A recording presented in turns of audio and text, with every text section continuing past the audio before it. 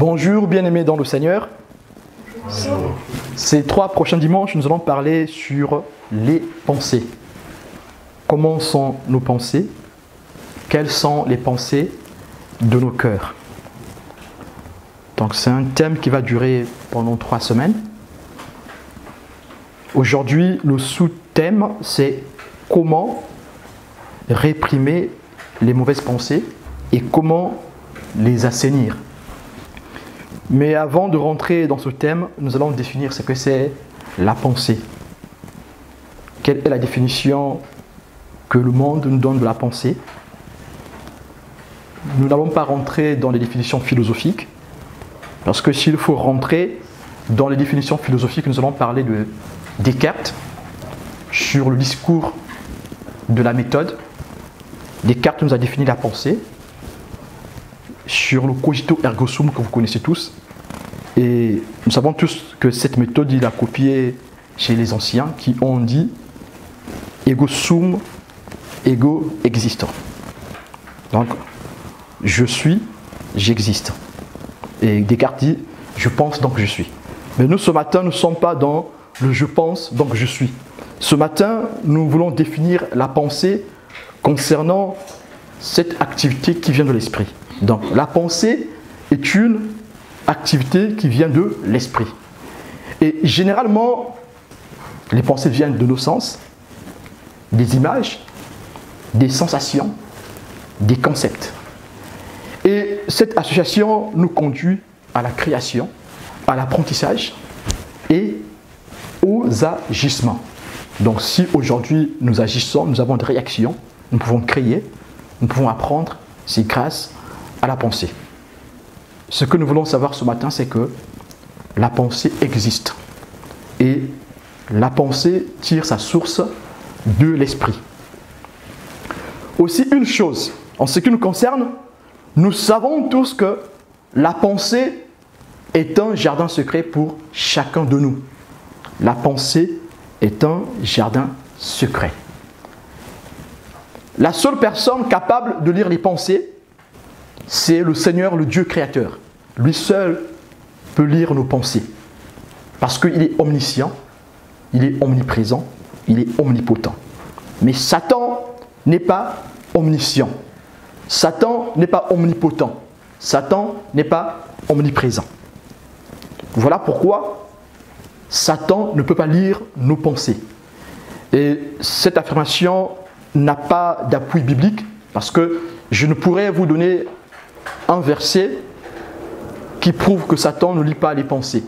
Mais par déduction de la parole biblique, on pourrait démontrer, si on avait le temps, que Satan ne peut lire les pensées. Commençons par l'œuvre de la croix. Si Satan pouvait lire les pensées, il pouvait anticiper l'acte de la croix, parce que dans les pensées du Christ, cet acte représentait la défaite de Satan. Et comme Satan ne pouvait lire les pensées du Christ, qu'est-ce qu'il a fait? Il a procédé par la tentation. Nous devons tous, encore ce matin, le savoir, que Satan n'a pas le pouvoir de lire nos pensées parce qu'il n'est pas omniscient. Par contre, Satan peut les influencer. Satan a le pouvoir d'influencer nos pensées. Il a un libre cours que le Seigneur Dieu créateur lui a laissé pour un petit temps encore. Mais ce temps va bientôt s'arrêter. Satan a ce pouvoir d'influencer nos pensées. Puisque Satan a le pouvoir d'influencer nos pensées, et que Satan, ça fait plus de 6000 ans que Satan étudie l'homme, Satan étudie tous les mouvements de l'homme, alors Satan peut anticiper nos réactions. Il a fait miroiter le Christ, regarde ce monde, je te le donnerai si tu te prosternes. Mais il ne pouvait pas lire les pensées du Christ. Par contre, il pouvait tenter le Christ, il a fait. Dit, regarde ce monde, le miroiteur, regarde ce monde, je peux te le donner, il suffit seulement que tu t'agenouilles devant moi.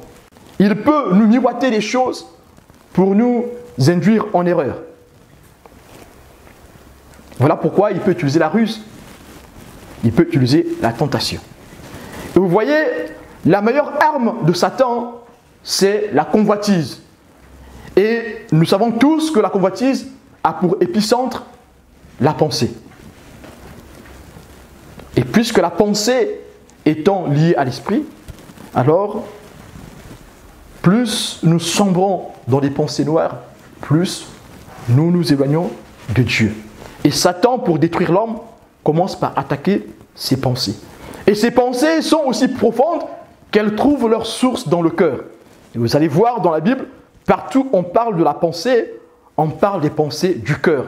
Ce ne sont plus que des pensées du cerveau, mais cela deviennent les pensées du cœur. Pourquoi? Parce que le cœur est le centre de l'habitation de notre Seigneur. Alléluia. Aujourd'hui, le Seigneur nous dit encore que seul lui a cette capacité de lire les pensées. Alors, si le Seigneur peut sonder nos cœurs, si le Seigneur peut sonder notre profondeur, si le Seigneur peut sonder nos pensées, alors il peut nous montrer comment réprimer les mauvaises pensées, comment développer en nous les bonnes pensées, comment assainir nos pensées. Et la première forme de sanctification que l'homme doit vivre, c'est la sanctification par la pensée. Ce domaine secret. Dans tes pensées, tu peux construire des immeubles. Tu peux aussi les détruire. Même si tu n'as pas d'argent, tu peux, dans tes pensées, te faire un compte bancaire en Suisse. La pensée est un domaine secret, un jardin secret pour l'homme. Alors, comment réprimer les mauvaises pensées et comment assainir nos pensées? Nous avons dans Proverbes, chapitre 30, verset 32, « Si l'orgueil te pousse à des actes de folie, et si tu as de mauvaises pensées, mets la main sur la bouche. » Amen. Vous pouvez vous asseoir, que Dieu vous bénisse. Donc ce matin, nous savons tous comment réprimer les mauvaises pensées par ce texte biblique. Pourquoi ici, ce texte commence par l'orgueil? Mais parce que l'orgueil a pour épicentre la pensée. Pourquoi l'orgueil ici est associé à la pensée? Parce que le centre de vie de l'orgueil, c'est dans la pensée. Avant de faire quoi que ce soit, avant d'insulter quelqu'un, d'abord tu as fourmillé cela dans ton cœur. Ça fourmille, l'injure fourmille dans ton cœur, tu as envie. Et dès que tu libères cette injure, tu es content. C'est comme si tu as mangé le pain au beurre. J'avais un collègue, et comme le travail d'informatique, c'est un travail qui se fait sur l'ordinateur, et que l'ordinateur, c'est un matériel qui peut bugger, qui peut faire des caprices, alors il donnait un coup de poing sur l'ordinateur, et il débitait un gros mot. Et quand il faisait ça, il était soulagé. Mais toute cette chose vient d'où? Vient du cœur. Mais ici, que nous dit Proverbe 30, verset 32? Si l'orgueil te pousse à des actes de folie, et si tu as de mauvaises pensées, mets la main sur ta bouche. Alors ce matin, le Seigneur nous demande tous à mettre notre main sur la bouche. Quand tu te mets en colère, c'est parce que dans ton cœur, il y a un sentiment qui a fourmillé dans ton cœur, dans tes pensées. Et ça bouillonne dans tes pensées. Cette chose a bouillonné dans tes pensées, alors tu peux manifester le sentiment de colère. Tu peux manifester le sentiment d'orgueil. Ce matin, le Seigneur nous dit encore, si la colère nous pousse à faire des actes de folie, et si nous avons des mauvaises pensées, mettons la main sur notre bouche. Alors, tous, on va faire mettre la main sur la bouche. Alors, qui n'a pas de mauvaises pensées? Qui n'a pas de mauvaises pensées? Donc, on voit que tous, nous avons de mauvaises pensées. Alors, si tu n'as pas de mauvaises pensées, alors tu n'existes plus. Après, dans l'homme qui est régénéré, il y aura plus de bien. Parce que nous sommes purifiés, sanctifiés par le Seigneur. Mais l'homme qui n'est pas régénéré, en lui, la Bible dit qu'il n'y a rien de bon en l'homme. Donc en l'homme, il n'y a pas de bonne pensée. Et puisque en l'homme, il n'y a pas de bonne pensée, il n'y a pas de bonnes choses, alors, par le Christ, nous devons apprendre à assainir nos pensées. On doit réprimer nos mauvaises pensées. Parce que tous, nous avons dans la journée une mauvaise pensée qui nous passe. On dit souvent qu'il nous passe par le cerveau, qui nous passe par la tête.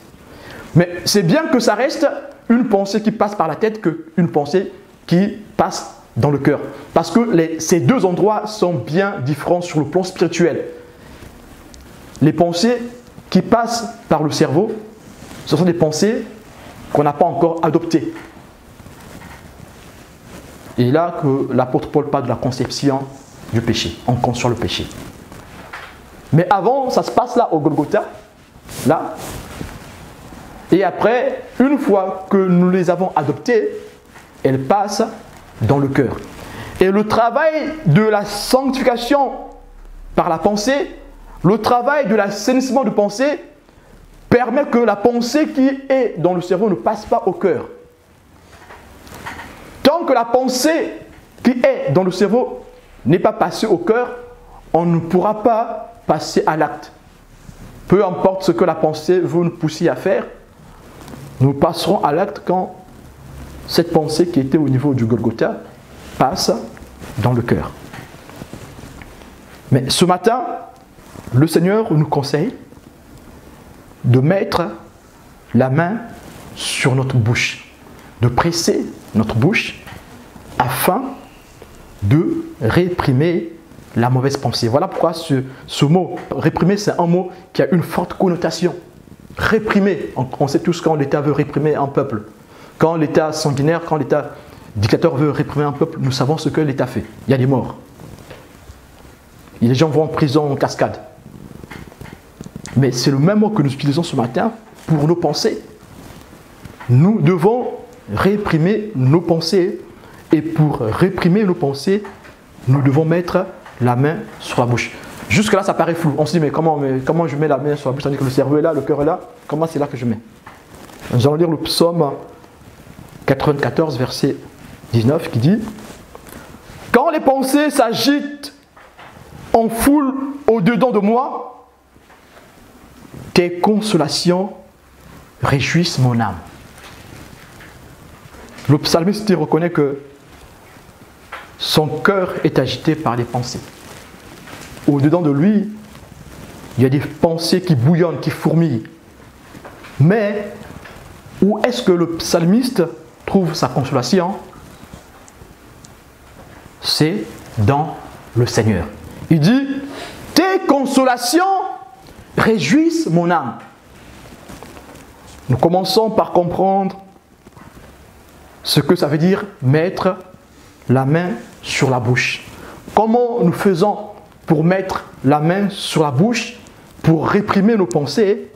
C'est en se dirigeant vers les consolations de notre Seigneur. Aujourd'hui, si les mauvaises pensées t'oppriment, si tu es pressé par les mauvaises pensées, si tu es comme le psalmiste ici, qui est pressé par les mauvaises pensées, des choses qui sont en toi que personne d'autre ne peut voir, personne, tes enfants ne verront rien, ton époux ne verra rien, ton épouse ne verra rien, tes frères, tes amis ne verront rien. Il n'y a que toi qui souffriras de cela. Tu pourras aller consulter un psy, ça ne changera rien, ces pensées bouillonnent en toi. Parfois c'est des pensées de meurtre, parfois c'est des pensées de jalousie, parfois c'est des pensées d'incrédulité. Parfois, c'est les pensées de la chair, de la mondanité, de la convoitise. Tu es tourmenté. Tu ne sais plus quoi faire. Tu as vu tous les pasteurs de Lyon. Tu es tourmenté par tes pensées. Quand tu passes, tu ne vois que des mauvaises choses. Des images que tu rencontres dans la rue te tourmentent. Parfois, ça vient des sensations que tu as. Parfois, ça vient de tes sens. Tu es tourmenté, tu ne peux plus contrôler ces choses. Ces mauvaises pensées bouillonnent en toi. Tu es terrifié même par ces pensées. Parfois, c'est des pensées de peur. Parfois, c'est des pensées d'addiction. Tu n'en peux plus. Tu ne sais plus quoi faire. Il y a l'autre qui a demandé qu'on puisse le castrer. Parce qu'il y avait des pensées négatives qui bouillonnaient dans son cœur. Vous connaissez de quoi je veux parler. Il a demandé qu'on le castre. Chimiquement, qu'on lui donne des éléments chimiques, des produits chimiques pour le castrer. Afin de réprimer ses pensées. Est-ce que vous croyez que même si on castre cette personne, elle nous rappelle ses pensées? C'est vrai que le corps nous rappelle les sens. Il perdra ses sens. Mais le mal ne vient pas des sens. Le sang, ce n'est qu'un vecteur. Puisqu'il a encore son cerveau et son cœur qui bat, la personne fera les mêmes choses. Le meilleur moyen de réprimer les pensées, ce n'est pas de s'euthanasier. Le meilleur moyen de réprimer ses pensées, ce n'est pas se castrer. La meilleure façon de réprimer ses pensées, c'est de rechercher les consolations du Seigneur. Jusque-là, ça paraît encore un peu flou. Mais sachons-le, si tu recherches les consolations du Seigneur, ton âme sera en paix. Alors, comment nous faisons pour accéder aux consolations du Seigneur? Nous avons des moyens. Ce matin, nous allons citer 2 moyens en nous appuyant sur la parole de Dieu. Donc, le premier moyen, c'est la parole de Dieu. Si tu veux réprimer tes pensées, proclame la parole de Dieu.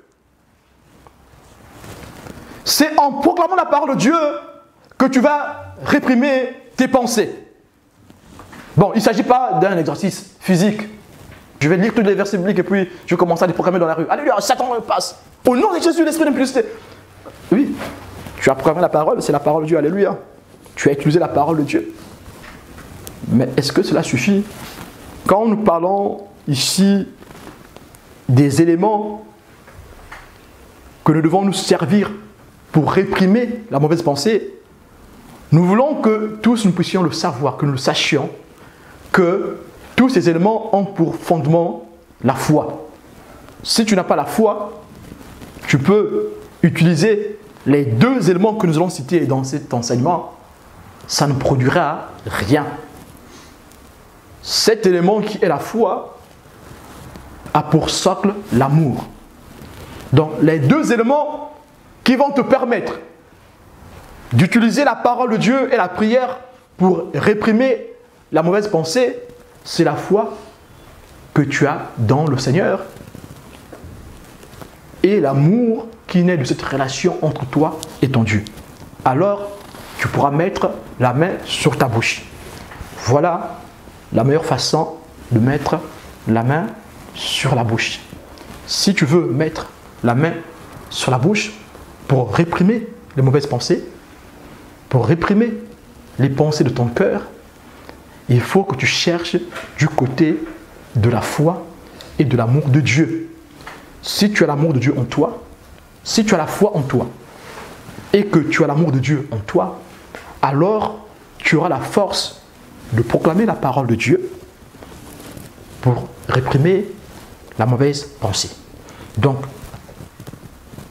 nous partons sur la base où tu as la foi et tu as assez l'amour de Dieu. Donc, en nous disant comment réprimer nos mauvaises pensées, nous disons que nous pouvons réprimer nos mauvaises pensées en recherchant les consolations du Seigneur pour être dans la paix de l'âme. Nous partons sur la base où nous avons la foi et nous avons assez d'amour pour notre Seigneur. Alors, si nous avons la foi et assez d'amour, et si nous avons l'amour pour notre Seigneur, alors nous pourrons utiliser l'épée pour détruire la force de la pensée négative, la mauvaise pensée. Oui. la parole de Dieu a les capacités de juger les sentiments et les pensées de nos cœurs. Voilà pourquoi nous devons l'utiliser. Mais pour cela, il faut qu'il y ait une véritable vie de consécration.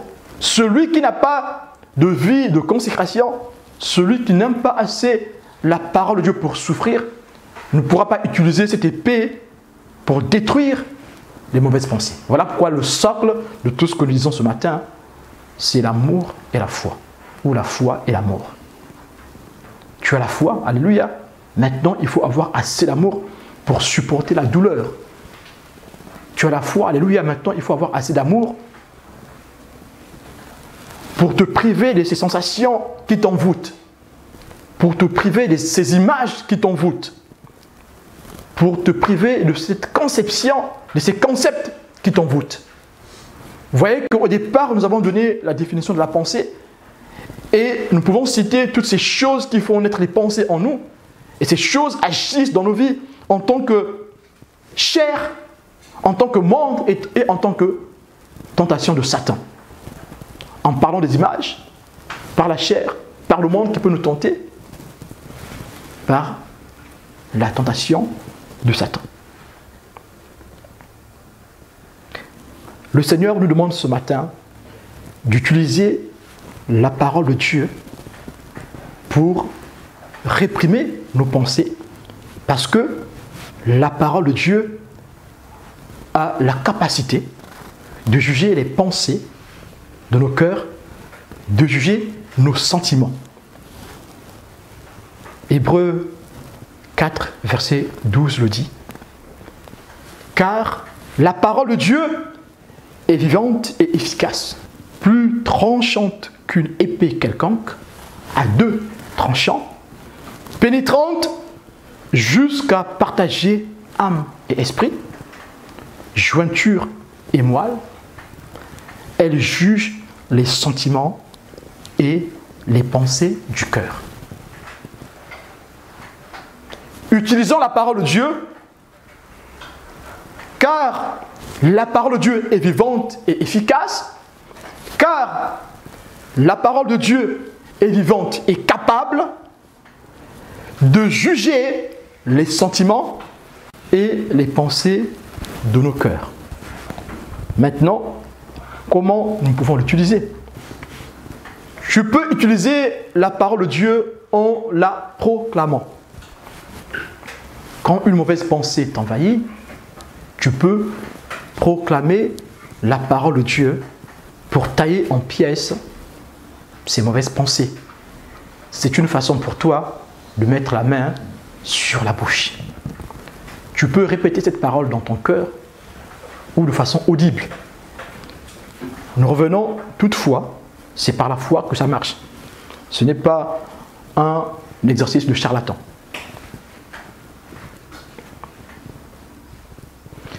Pourquoi nous avons dit à la base il faut avoir la foi et l'amour?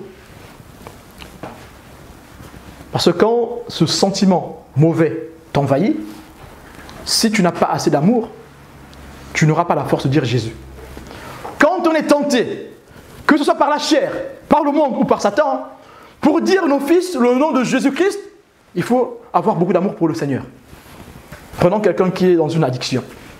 Une personne qui est dans une addiction. Pendant que l'esprit d'addiction est en train de l'animer, ça sera difficile pour lui même de tenir la Bible. Le fait même de prendre la Bible pendant que tu es tenté, c'est une victoire. Quand je dis prendre la Bible, c'est pour la lire, hein, pas pour juste la tenir. Et il faut qu'on fasse la différence. Les feux là ne sauvent pas, c'est la parole qui est vivifiée dans le livre qui sauve. Ce n'est pas les feux qui sauvent. Avoir la force de prononcer le nom de Jésus est une victoire. Voilà pourquoi c'est un acte de foi. Quelqu'un qui est tenté par l'ennemi, par Satan, par le monde, par la chair, si cette personne arrive à prononcer, à proclamer la parole de Dieu, le Seigneur agira parce que c'est un acte de foi. Parce qu'à l'instant même, ta chair, ton corps, ton être veut que tu désobéisses à la parole de Dieu. Mais si tu as la force de dire « Seigneur, sauve-moi », si tu as la force de dire « Arrière de moi, Satan », c'est là que tu as réussi le combat. C'est là que tu sors vainqueur. Mais quand cette tentation vient, Quand une mauvaise pensée vient t'envahir, et toi, tu la laisses grandir, alors tu ouvres une porte à Satan. Mon frère, ma soeur, toutefois qu'une mauvaise pensée vient t'envahir, proclame la parole de Dieu. Ne fais pas semblant d'ignorer la pensée. Toutefois que tu ignores la mauvaise pensée en toi, tu es en train de faire un dépôt du diable. C'est un dépôt des mauvaises œuvres que tu vas mettre. Et pourtant, tu ne la réprimes pas, tu ne la condamnes pas. En même temps, tu ne la refuses pas. Tu ne la condamnes pas, tu ne la refuses pas, en même temps tu ne la prends pas. Mais en fait, tu es neutre. Quand tu as une pensée mauvaise, ne sois pas neutre. Il faut qu'il y ait séparation. La sanctification par la pensée, c'est la séparation. Il faut que tu tranches entre la mauvaise pensée et toi. Qu'est-ce que tu veux? La mauvaise pensée ou toi? Mais si tu veux faire comme le monde moderne où on est tous neutres, chacun fait sa vie, on ne se coupe pas de l'autre, ta sanctification par la pensée ne marchera pas. Si une pensée de voler un stylo t'arrive, même si c'est anodin, il faut que tu réprimes cette pensée. Au nom de Jésus, je suis un fils de Dieu, je ne peux pas voler un stylo. Je suis le temple du Saint-Esprit. Mon Dieu me voit. Puisque tu as réprimé la pensée par la parole de Dieu, alors tu n'as pas fait de cette pensée un dépôt en toi. Mais toutefois, que tu as une mauvaise pensée te traverse, un mauvais regard te donne une mauvaise pensée, et toi tu fais semblant de l'ignorer, tu es en train de mettre en toi un dépôt. Et le jour où ce dépôt va s'exploser, tu passeras à l'acte. Voilà pourquoi, quand nous avons des pensées de convoitise, peu importe le domaine, nous devons les réprimer par la parole de Dieu. Nous devons déclarer une parole, soit audible ou dans notre cœur, pour dire clairement que je fais la séparation entre cette chose mauvaise et la vie de Christ qui est en moi. Utilisant la parole de Dieu, car elle est efficace. Elle a la capacité de juger nos sentiments. Alors, si tu as une mauvaise pensée qui te traverse et que tu n'arrives pas à te déterminer si elle est bonne ou mauvaise, consulte la parole de Dieu. Elle est capable de juger nos sentiments. Elle est capable de juger les pensées de nos cœurs.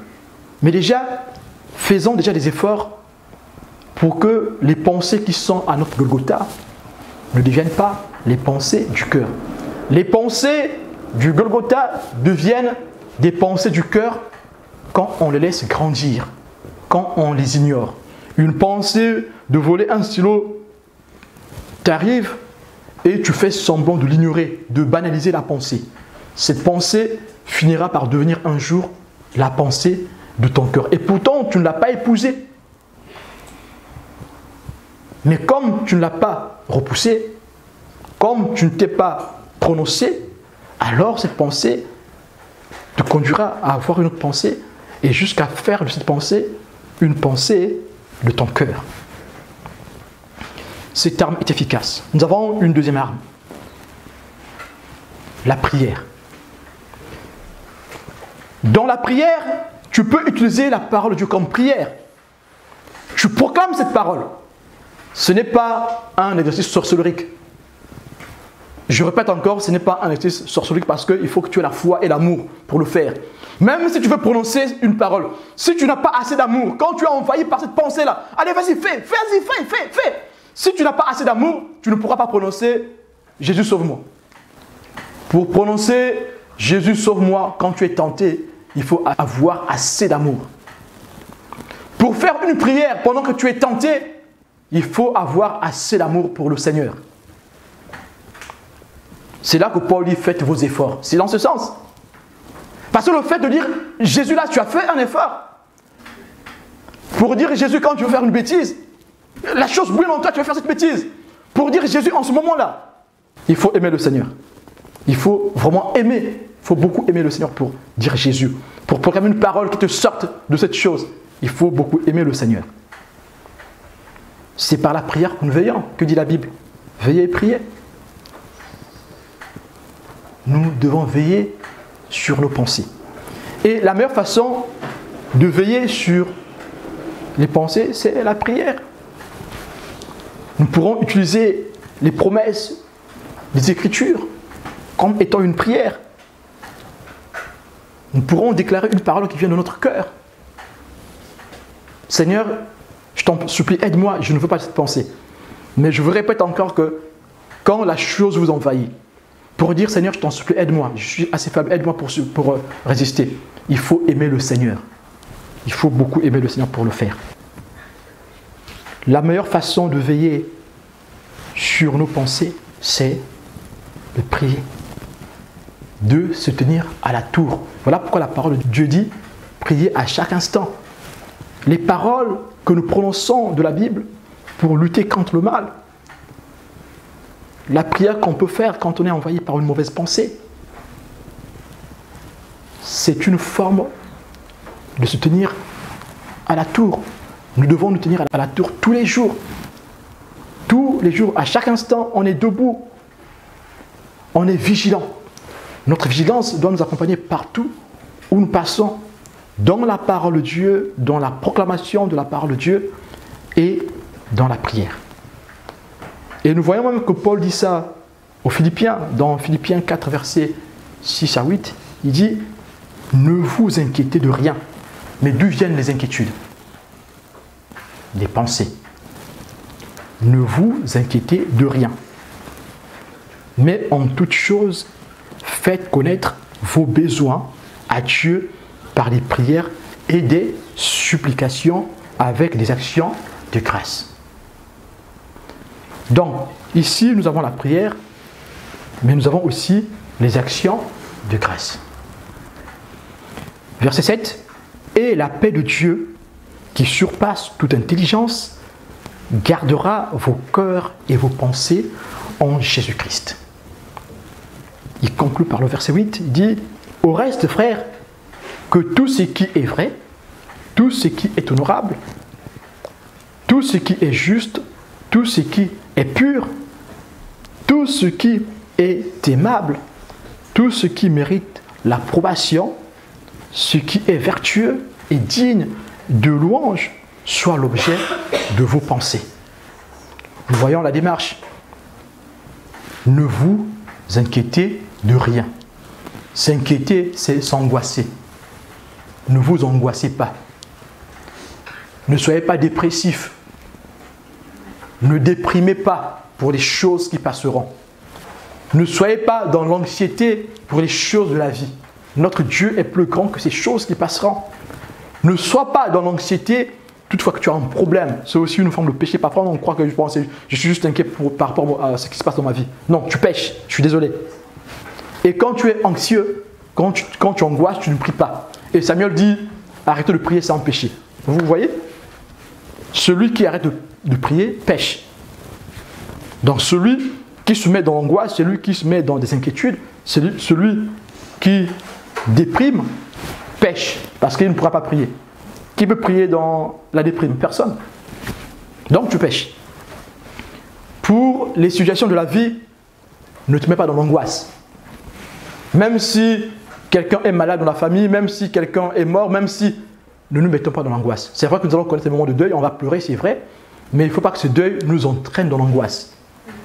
Jésus a pleuré, mais cela ne l'a pas entraîné dans la déprime, dans la dépression, jusqu'à se noyer dans l'alcool ou dans les drogues, ou dans d'autres choses.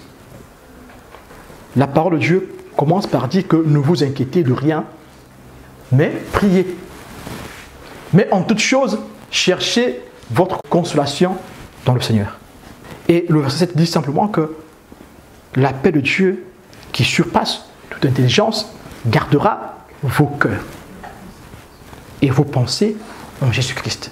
Donc si tu veux garder tes pensées, si tu veux assainir tes pensées, il faut que tu te rapproches du Seigneur. Il faut que tu fasses connaître tes besoins au Seigneur, tes pensées au Seigneur. Même les mauvaises pensées, il faut que tu les fasses connaître au Seigneur. Quand tu fais connaître au Seigneur tes mauvaises pensées, alors tu es en train de faire la séparation. Parce que tu sais toi-même que moi-même, je ne peux pas me débarrasser de mes mauvaises pensées. Je suis envoûté par ces mauvaises pensées. Seigneur, aide-moi à m'en sortir. Sors-moi de ces mauvaises pensées. Seigneur, j'ai des pensées de voler un stylo, Seigneur, je n'arrive pas à m'en débarrasser. Seigneur, je sais que tu peux me donner la force. En disant ça, tu es en train de faire connaître à Dieu tes pensées. Alors, si tu fais connaître à Dieu tes pensées, si tu fais connaître à Dieu tes inquiétudes, alors la paix de notre Dieu, qui surpasse toute intelligence, gardera ton cœur et tes pensées. En qui? En Jésus-Christ, celui qui est mort à Golgotha pour couvrir, pour pardonner ta condamnation, pour effacer ta condamnation. Si tu fais cette chose, alors tu pourras exploiter les bonnes choses dans ta pensée. Et le verset 8 pourra agir en toi. Paul dit au reste, frère, que tout ce qui est vrai, tout ce qui est honorable, tout ce qui est juste, tout ce qui est pur, tout ce qui est aimable, tout ce qui mérite l'approbation, ce qui est vertueux et digne de louange, soit l'objet de vos pensées. Ici, Paul veut dire que nous devons rechercher à aller vers ces bonnes choses dans nos pensées. Nous devons accepter que le bien grandisse dans nos pensées. Nous devons accepter que la pureté grandisse dans nos pensées. Pour accepter le bien, il faut repousser le mal. Pour repousser le mal, il faut accepter le bien. Il n'y a pas un juste milieu. Il n'y a pas que non, moi je me mets au milieu, là c'est le mal, là c'est le bien, voilà, le mal fait ce qu'il veut, moi, le bien fait ce qu'il veut, moi je peux être, voilà, je laisse le mal faire, bon je ne suis pas d'accord mais je laisse quand même faire. Ici, la chose est bien claire. Si tu veux rester dans le bien, si tu veux que tes pensées restent pures, il faut que tu refuses les mauvaises pensées. Si tu veux refuser les mauvaises pensées, il faut que tu acceptes les bonnes pensées. Alors au lieu que ton cœur fourmille de mauvaises pensées, ton cœur doit fourmiller de bonnes pensées. Nous savons tous que pour qu'un cœur fourmille de bonnes pensées, pour qu'un cœur soit rempli de bonnes pensées, il faut beaucoup lire la parole de Dieu. C'est en lisant beaucoup la parole de Dieu que notre cœur peut être rempli des bonnes pensées. Voilà pourquoi il est conseillé de dormir avec une pensée dans le Seigneur. Et vous allez voir ce que dit le Seigneur. Éphésiens 4, 26 qui dit que le soleil ne se couche pas sur votre colère. Nous voyons ici la relation entre la colère et se coucher. Parce que la colère, comme nous l'avions dit dès le début, la colère a pour épicentre la pensée, le cœur. Voilà pourquoi il ne faut pas que le soleil se couche sur notre colère. Même s'il arrive qu'on se mette en colère, il ne faut pas qu'on se couche avec cette colère. Nous devons dormir avec une pensée saine, avec une pensée en Christ. Il faut que nos pensées restent en Christ. Voilà pourquoi, afin de dormir, il faut assainir ses pensées. Il faut prier. Il faut méditer la parole de Dieu. Nous devons prier pour nos pensées à chaque instant. Comme nous l'avons vu, la prière procure la paix à notre âme. Et nous avons Jacques qui vient confirmer ce que nous avons dit tout à l'heure, Jacques 1, verset 15, qui dit « Puis la convoitise, lorsqu'elle a conçu, enfante le péché. Et le péché étant consommé, produit la mort. » Quand est-ce que la convoitise a conçu? Elle a conçu quand elle est passée dans le cœur. Quand la pensée du Golgotha est devenue la pensée du cœur. Nous pouvons voir aussi que la première forme de la sanctification que les Écritures nous demandent d'avoir, c'est la sanctification par la pensée. En Pierre, chapitre 3, verset 15 dit « Mais sanctifiez dans vos cœurs Christ le Seigneur, étant toujours prêt à vous défendre, avec douceur et respect devant quiconque vous demande raison de l'espérance qui est en vous. Mais sanctifiez dans vos cœurs Christ. » La première forme de sanctification que nous qui sommes enfants de Dieu devons mener, c'est celle qui est du cœur, des pensées. Nous devons assainir nos pensées. Le chrétien qui commence à mener une vie de sanctification intérieure a donc commencé une réelle vie de consécration. Donc sanctifier Christ à l'intérieur de nous, ce n'est pas juste quand nous sommes en paix dans notre âme, quand tout va bien, je passe, alléluia, ce n'est plus moi qui vis, alléluia. Mais sanctifier Christ dans nos cœurs, c'est quand une épreuve arrive, comment nous réagissons en tant qu'enfants de Dieu. Quand une situation arrive, comment nous réagissons, on t'insulte, comment tu réagis. C'est là que tu sanctifies Dieu dans ton cœur. Parce que avant que l'insulte ne sorte de toi, ça fourmillait dans ton cœur. Et ici, la première forme de sanctification, c'est celle qui est de l'intérieur, que l'apôtre Pierre nous exhorte à voir dans ces textes. Mais pourquoi dans nos cœurs? Pourquoi dans nos cœurs? Parce que le cœur est la source de toute chose. Le mal ou le bien vient du cœur. Nous pouvons le lire dans Matthieu 15, verset 19, il est écrit « Car c'est du cœur que viennent les mauvaises pensées, les meurtres, les adultères, les impudicités, les vols, les faux témoignages, les calomnies. » Voilà pourquoi la première forme de sanctification, c'est celle des pensées. Pour conclure, nous devons soumettre nos pensées au Seigneur, comme nous l'avions déjà dit, par l'amour que nous lui portons. Voilà pourquoi il est écrit dans Luc 10, verset 27, il répondit, « Tu aimeras le Seigneur, ton Dieu, de tout ton cœur, de toute ton âme, de toute ta force et de toute ta pensée. » De toute ta pensée. C'est là que nous pourrons rentrer dans la réelle consécration. Que le Seigneur nous enseigne encore ces choses dans nos cœurs afin de rentrer dans une réelle vie de consécration. Soumettre nos pensées à Dieu afin que nous ayons la paix de l'âme. Que le Seigneur vous bénisse.